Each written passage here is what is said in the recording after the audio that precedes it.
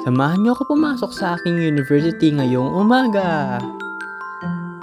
Umaalis nga ako sa aming tahanan ng 5. Tahanan, ano mo naman, formal. Ayun, 5 AM ako umaalis kahit 7 AM pa yung klase ko.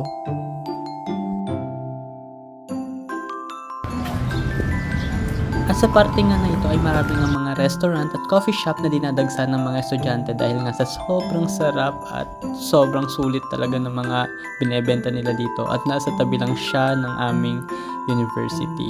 Kaya sobrang convenient talaga siya sa mga estudyante.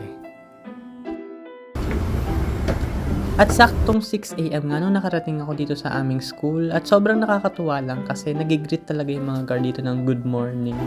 Kahit sobrang aga talaga. Ayun, natatawa pa ako at kauma-umaga at haggard na talaga ako. Parang kakapasok ko pa lang, parang yung itsura ko pa uwi na, ganun.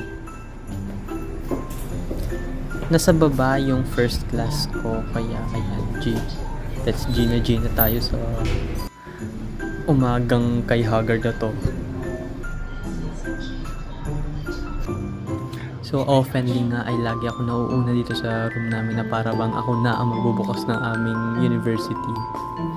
Kaya Kuya Guard, ako na pong papalis sa inyo. So yun lang.